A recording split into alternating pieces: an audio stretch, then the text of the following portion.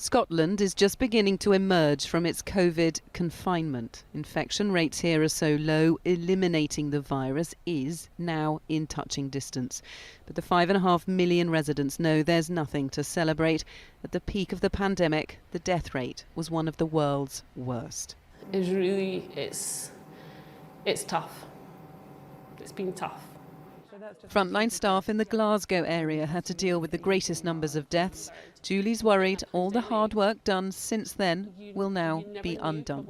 The government restrictions have been good, people adhering to the lockdown, but then you see people that break off from the lockdown and you have that panic that you think, really, do you really know what it's been like? At one point, there were 40 patients in this intensive care unit. Staff had prepared for up to 100, but luckily they didn't need to use all the beds. In order to create that capacity, though, decisions had to be made very quickly, and other patients moved around.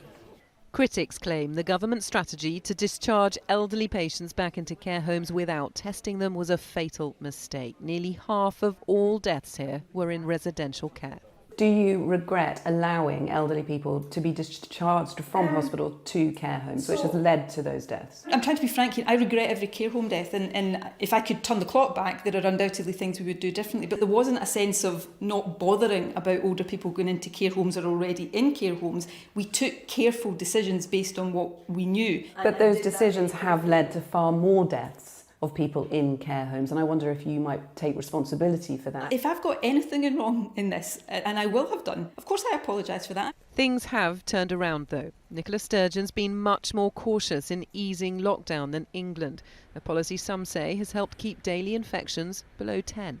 A strategy which is all about using all the resources we've got and putting up with restrictions a bit longer so we can drive the levels of infection low enough is the most effective way of saving lives.